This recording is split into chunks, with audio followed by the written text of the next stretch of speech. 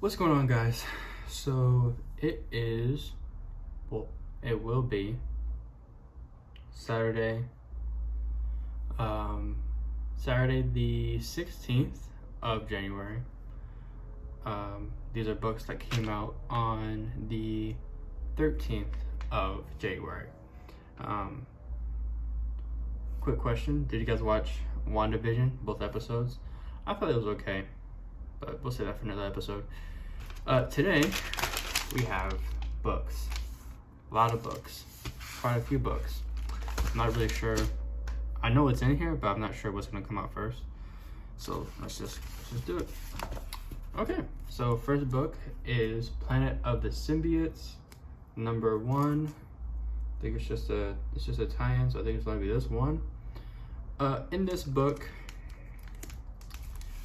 we get the return of Scream. So, a little backstory on Scream.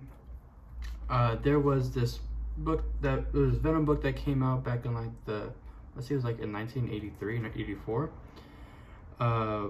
It was Lethal Protector. There we go. Lethal Protector, and in that book, basically it was Venom and Spider-Man versus like all these different symbiotes that were children of Venom and or Cletus Cassidy's Carnage. And so I forgot what their names were exactly. Riot, Agony, Lasher, Phage, and then there's Scream. Essentially what's happening is it really is like a quick book to get through. Honestly, it's a pretty quick book to get through. I think there's 2 stories in this. Yeah, there's 2 stories in this. So it's like just like telling stories about other people's experiences during this whole King in Black, King in Black arc. So that's way to say it. Essentially, this kid his parents just died. They're trapped in a car. And so now, Riot, Agony, Lasher, and Phage are about to eat this kid because they're looking for Eddie Brock's kid, Dylan Brock. And so, essentially, Scream pulls up and just like, what's going on here, right? She's not. Now, there's a difference between Scream and the rest of her siblings. They're all controlled by Null. You can tell because they have like a red spiral on their face, if you can see that. But for some reason she is not. She is a sibling of them and also a child of, I think, Carnage. But essentially what happens is that she pulls up and she starts fighting all of them. And they start to fuse into this like symbiote monster thing. And cool thing about Scream is that her power is fire, which is kind of counterintuitive because she's a symbiote. And symbiotes are vulnerable to fire because when we're reading, I forgot what issue it was, but it was when we first got introduced to Null, we found out the reason why symbiotes are vulnerable to sound and fire is because when Null forged it, it was making loud clinking noises, and it's essentially just like and it was forged in fire, and so essentially is like it's a weakness because Null made it that way. But essentially, she's fighting them. This fight scene probably takes maybe, I don't know, maybe like 5 minutes. They're fighting. It looks like he got the upper hand on her. He eats her, but then she just bursts out of their chest, and she goes and takes the kid, and takes care of the kid. Looks like it's like she's gonna be the new caretaker for this kid. It looks like pretty interesting story. Next story in this is they're at Ravencroft. Well, not Scream. This is a separate story now.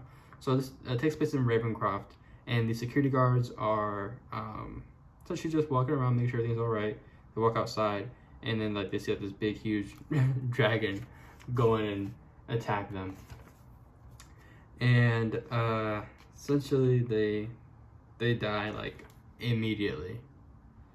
But it turns out that one of the guards is a follower of Null.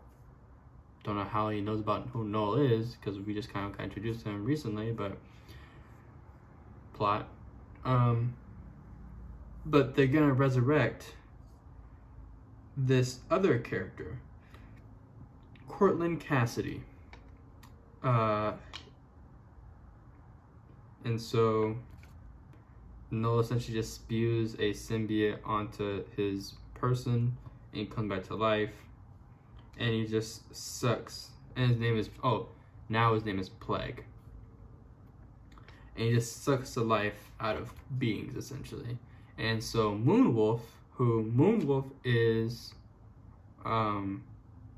the son of J. Jonah Jameson, because J. Jonah Jameson's son went to the moon, and I think he found this stone, and the stone turned him into a werewolf essentially. But he can still talk and everything like that. Like he's still like sentient, not feral. But Plague starts to kill Moonwolf, and then what's her name again? Misty Knight. Misty Knight pulls up and is just like, what's going on here? And she like punt, and then they both get down for the count, and all the guards show up, and then he's like Plague basically says like, yeah, I would want to stick around, but I got a lot of things to do today. And he's just out of there. It's a pretty quick story. This is a pretty quick book. Like, it's not that long.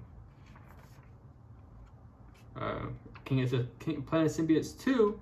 Oh, okay. Planet Symbiotes 2 comes out February 27th. The artwork was pretty good. I thought the stories were pretty good too. My favorite one, honestly, was the first story. I thought that the reintroduction of Scream was a good little bite-sized story. It's just that not all the symbiotes, I mean, now we know that, but not all the symbiotes are bad guys. There are some good symbiotes. Next book is, this was a good book too, Mighty Morphin Power Rangers. Or it's just called Mighty Morphin. There's multiple series of this. There is Go-Go Power Rangers, which is the more kid-friendly one, and there's Mighty Morphin. Mighty Morphin's more adult. It essentially takes place like right after the season of Mighty Morphin Power Rangers for like the 1980s, I think, where you had Tommy as a Green Ranger.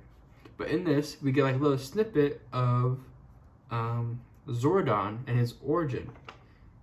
It's pretty interesting. I never thought he was actually blue, honestly. Well, hold on. They say that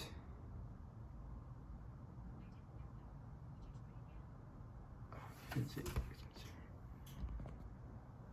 Okay.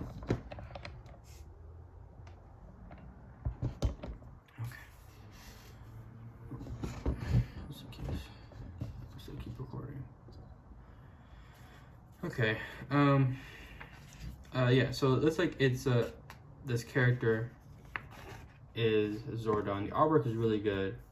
But it's like it's Zordon as not his origin, but like just a little bit about his life. But essentially we're getting closer to figuring out, in the previous issue we get reintroduced to a Green Ranger, but we're not sure who the Green Ranger is.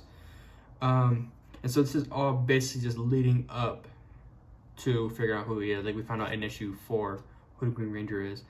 If you're interested in Power Rangers at all, I would pick that up as soon as possible because it is gonna be hot. I just had to put it on my pull list for my comic book shop, or might have to put it on there. I'm not sure, but I digress.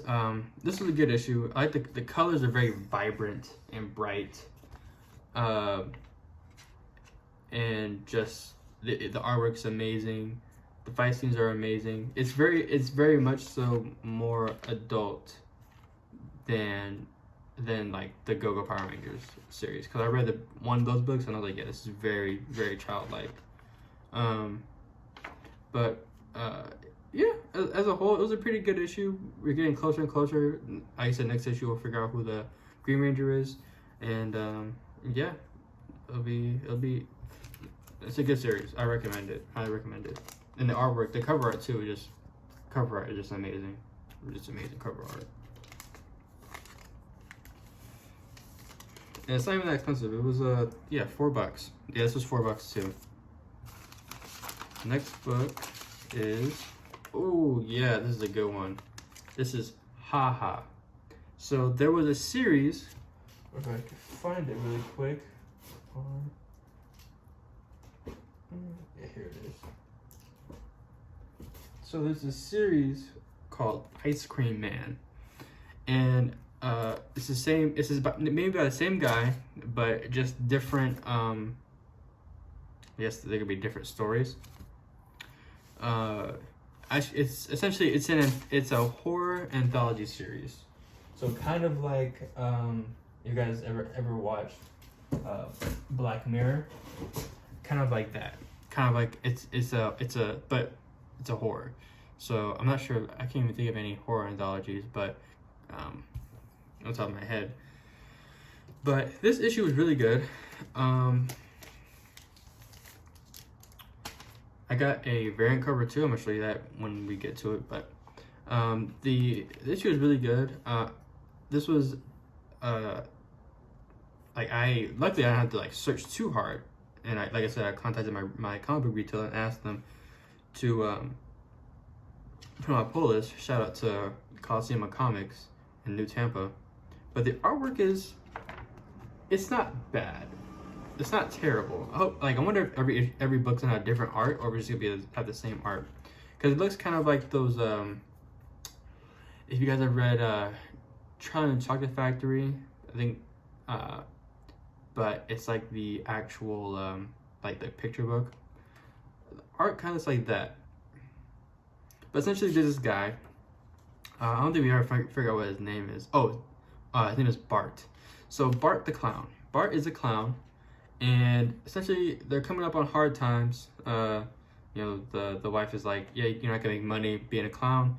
He's like, I'll keep the lights on, and then the lights turn off right as soon as he says that. He says, God damn it, it's pretty funny.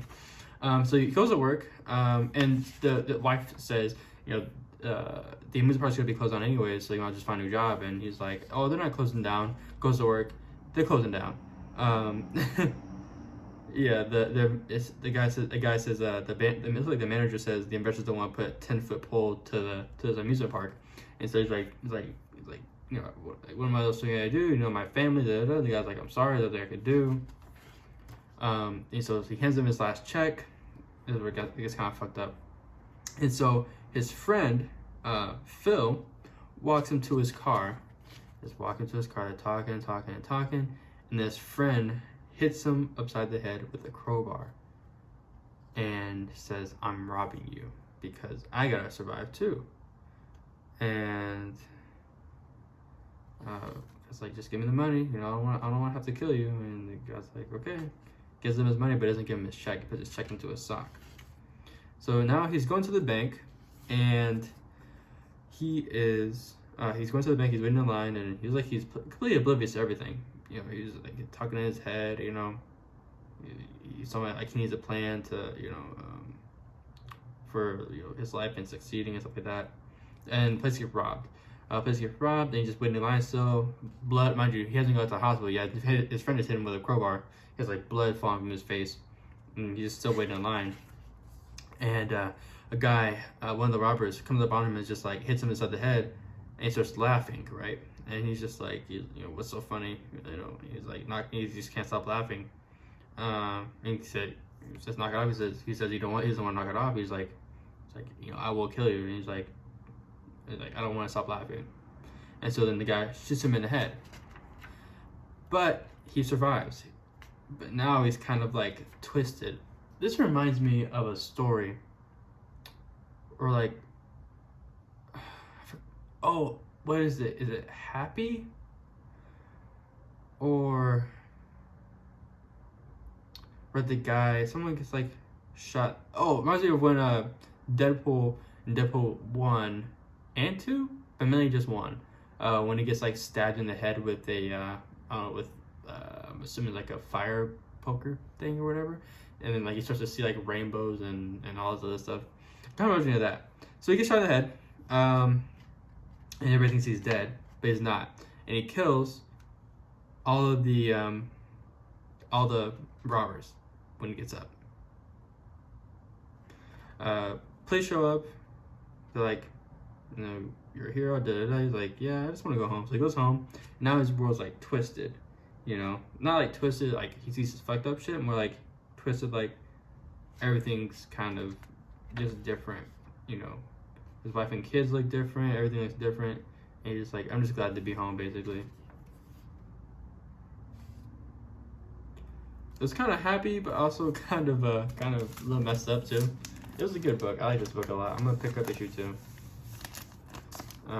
I took off Batman off my pull list because it just ended an arc, and so I'm gonna wait for Batman to come back, pick up the issue, see if I like the issue, read 2 or 3 issues, and if I don't like it, then I'm just gonna pick it up. If I do like it, then I'll add it again. But that's what I like to do for me. Like whenever they end a arc, I like to, you know, especially where like with all this future state stuff going on, I'm like, okay, I just want to check out the new arc and see what's going on. This is Homesick Pilots number 2. I'm not sure if this could be a weekly series or a bi-monthly series. But in this, we pick up with Ami. We got introduced to her in the first issue. Ami is this girl.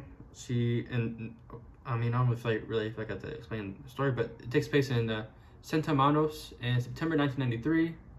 And it's her first week at this school. She meets her new friends, and they start talking, and she falls. She gets caught by this guy, by one of her friends, and it's like essentially just like how they became friends. And now it's June 3rd, 1984, right after the incident where her friends went in the house after her, and they couldn't find her, but then like a couple of their friends that went also in there died in there. And so now we are at, it looks like what was to be a hotel, and Ami's ghost seems like is looking for a horseshoe, and this girl is like, oh, this guy grabs her, knocks her, and he gets knocked out. The girl's like, yeah, I need that horseshoe, is lucky or whatever. Pretend that there's a spirit that lives in it, and the spirit that lives in it it's not entirely a good spirit either. It's like she tells of the incident of how she survived a car accident. She had a horseshoe in the back of her car, and the horseshoe saved her life.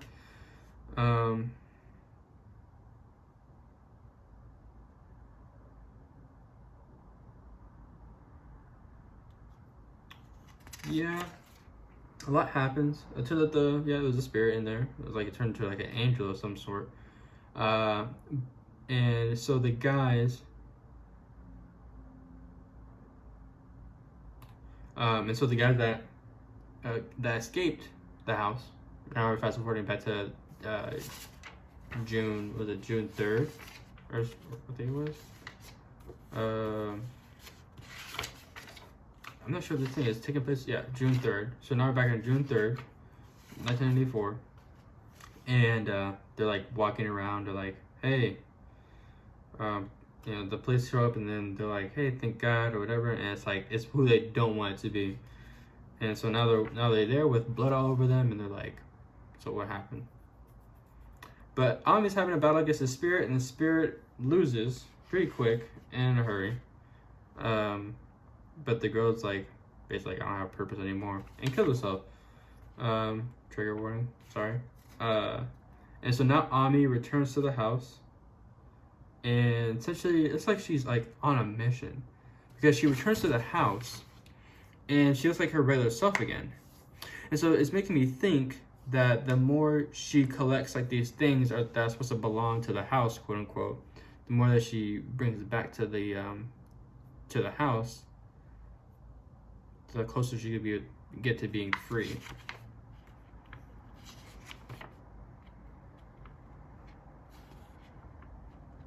Yeah, that's basically all that happens.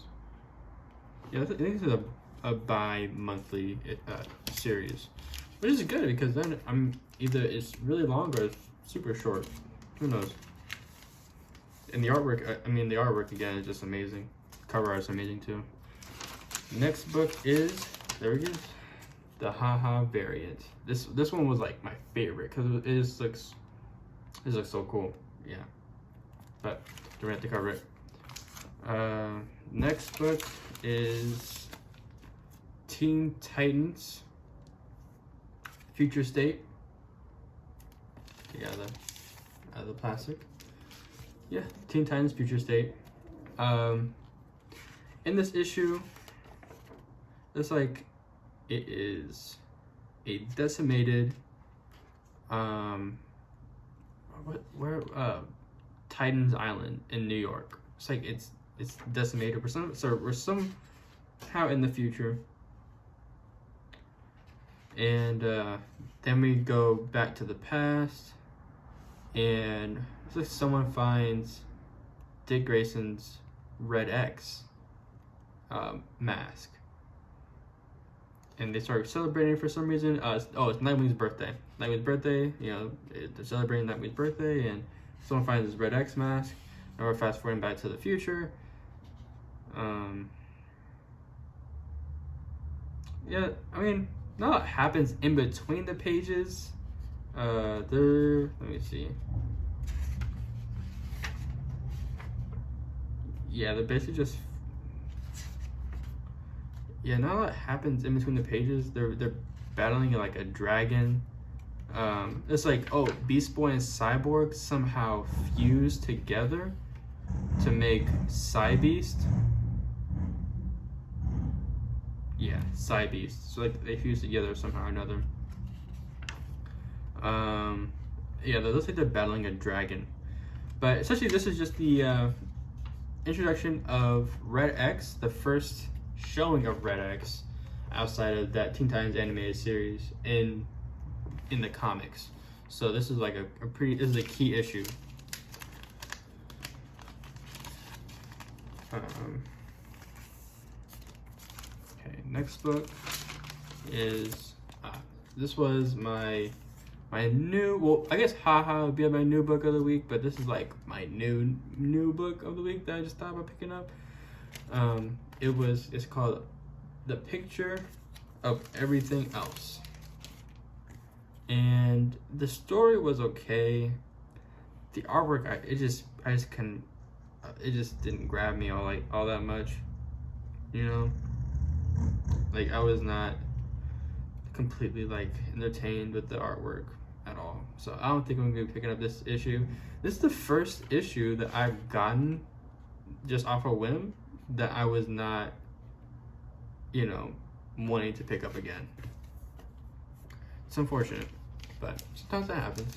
You never know, you just gotta pick up a book, and if you like a book, you'll know you'll like it. If you don't like the book, you definitely know you don't like it. Okay, next issue. This is it. Okay. Actually, I'm gonna save that one for last. So, this is Future State Robin Eternal. I like this cover more than the cover A. Cover A was pretty cool, but I like this one more. Just so you guys can see it, it's pretty cool. But essentially, Robin is hiding from the magistrate. It's like all these are taking place in like they're mainly just Batman books, but like they're all taking place in Gotham. Gotham's like the epicenter. It seems like it. But he's escaping away from the magistrate, and he does so from help from a spoiler, who was, I'm not sure if they're still dating or not, but Stephanie Brown spoiler, and she's like where you been, basically.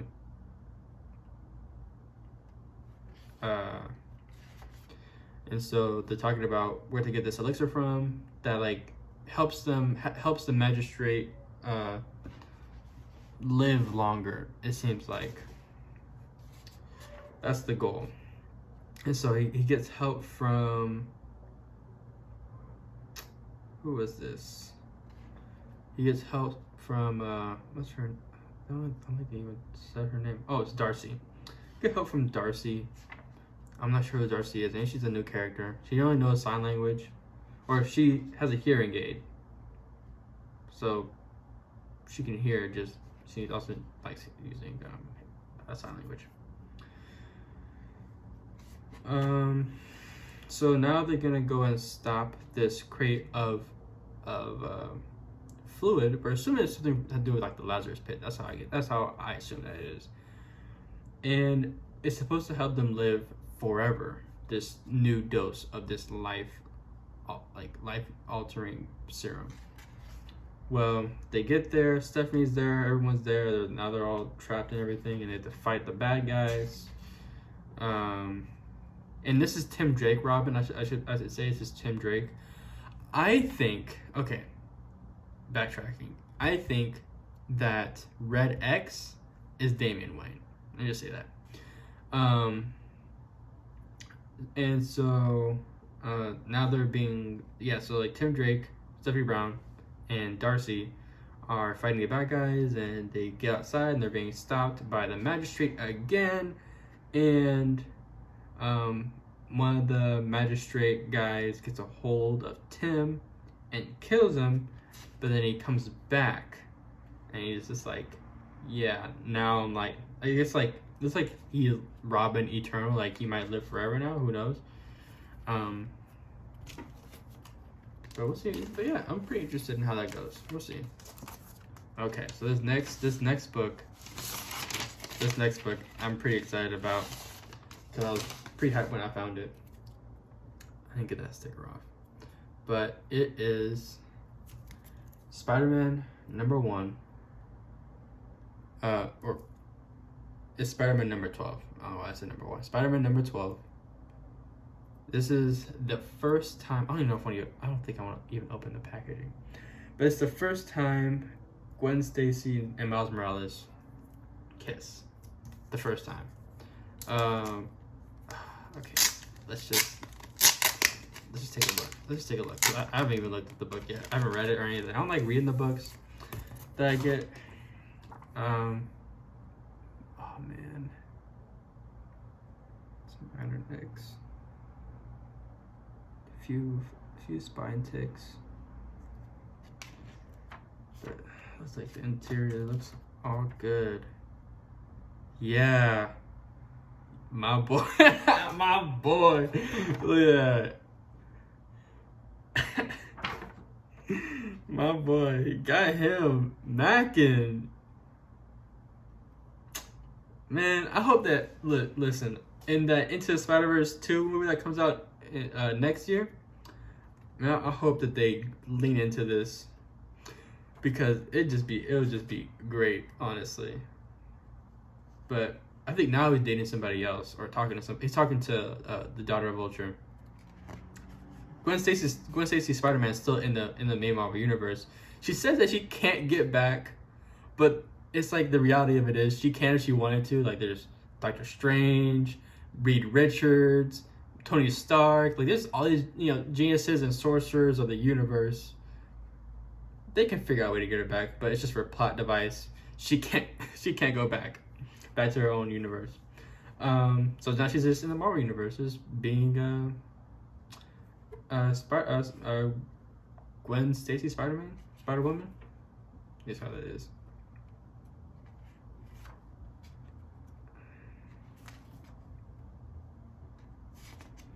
And I'm gonna guarantee this. Into the Spider-Verse movie comes out, this book is just gonna shoot up in price, because they lean into the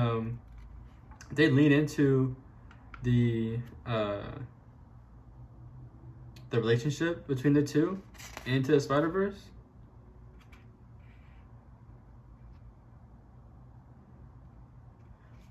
If they lean into that, then it's just gonna be, this book is just gonna go from, this book cost me $15 for this book. And I was just like, and what I'm trying to do is I'm trying to get all, or not get all of them because it's gonna go on forever, but get some Spider-Man covers that I like a lot.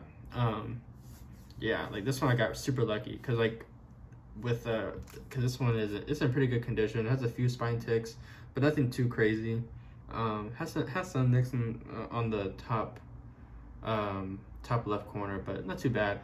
But like I'm trying to get, like, I think I have my collection of Miles covers is like it's getting up there. I mean, I think I have like 4 or 5 now, including this one. So like I kind of want to get more and more and more. There's some covers out there that I know that I'll never be able to get, like Ultimate Spider-Man #1 from like when he was in the Ultimate Universe. That one right now is like 250. See, $250 or $300, and like I know I could get it. It's just, you know, I don't like giving up that much money without seeing the book physically, you know. But if someone had like if someone had a slab, if it was slabbed up, oh my god, I think it'd probably be like, let me see, if it was slabbed, probably like $500 to $600 for the slab. But next week, well, it was a really short week this week. That's why I kind of put everything all together this week, because it wasn't, you know, I didn't get, like last week there was like, I probably should have done the two episodes, but this week it was a light week. I didn't get, you know, too many books. One book honorable mention is, 2 honorable mentions are Marauders and Gwenom versus Carnage, which they introduced a new Carnage. It's not Cletus Cassidy or the one that they just introduced. It's someone completely different. So that's a first appearance of that Carnage. Probably not any high spec in it because it's just in King of Black, so that's pretty much why they did it.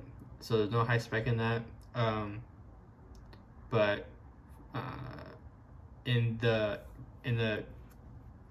Haha, in the Teen Titans though, like, those are some pretty high spec books because they have first appearance of Red X, and Haha is just based off of everything with Ice Cream Man. Like Ice Cream Man #1 is like $150 now, which is insane. And that's on the high end, you know. If you get every book and shit, it's probably gonna be worth like maybe $10.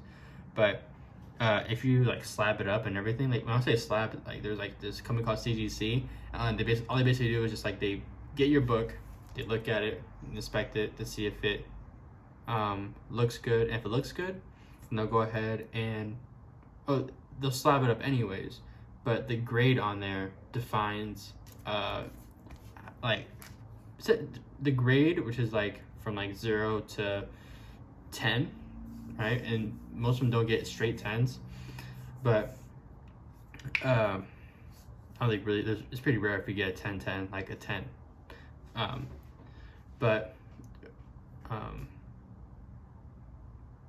essentially, like how high the grade is defines how much you could sell it for, essentially, or how much it's worth. So if you have let's say you get like a Action Comics #1, right, which is this first appearance, which is the first superhero comic and Superman comic, right? If you were to have that like slabbed up in like a little plastic casing, basically what they put it in to preserve it, if you put that in that book is already selling for millions of dollars. Like if you slab it up, then you're just like, that's just it, which most of them probably are. But yeah, like having it slabbed means 2 things. One, it can't be damaged, or not, it's not, it can't be, it's really hard to damage it, and two, it also just basically just for looks. I've been thinking about getting a couple of my books slabbed up, mainly just the Spider-Man Miles Morales books, because those are the ones I care about the most. But a few other ones though, I've been thinking about getting those slabbed up. But yeah, that's basically it. Next week, I'll give you guys an update on Sunday about what is gonna be coming out this week. What I'm gonna try and do now is I'm gonna try and I'm gonna make my videos Friday, upload Saturday, and then make the video, like make what's coming out this week that I'm picking up on Sunday, and then post that on like Monday or Tuesday. And so then when Wednesday and Thursday come around, I can just get my books, read my books, process my books, and then make another video on Saturday. Yeah, that's it. But yeah, unfortunately, I mean, if I were to say, I mean, like, not including this one because this one's just because like I like the cover, but if I were to say between all these, which, I mean, there's very few, so like they're all really good books.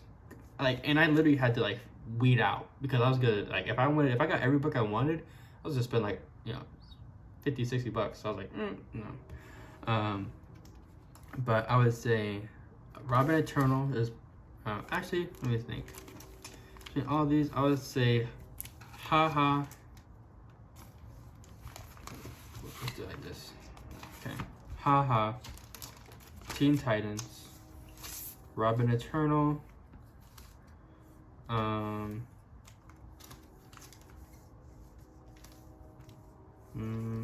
Mighty Morphin. Planet of Symbiotes, and then Homesick Pilots. Mainly because, I mean, as strong as... Actually, I might flip it. No, yeah, actually, I'm sticking with that. I like that, yeah. Because as strong as this book was, I just don't know enough about it. You know, like, there's still a lot I have to learn about the characters in the universe, and it's a slow build up right now. Like, I'm slowly figuring out what's going on, but not 100% sure. That's kind of how Something Killing the Children was. Kind of like I knew what was going on by the first issue, was just like all the kids died, you know.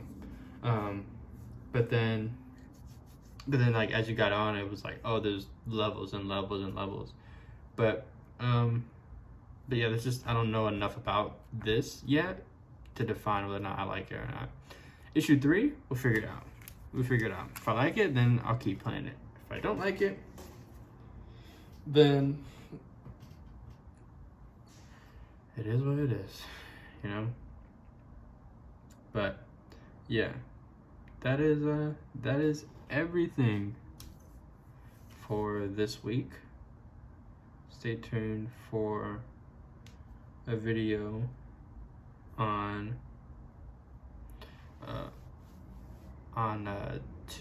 Monday. I'm gonna give Monday. Yeah, stay tuned for a video on Monday. And yeah, catch you guys later. Peace.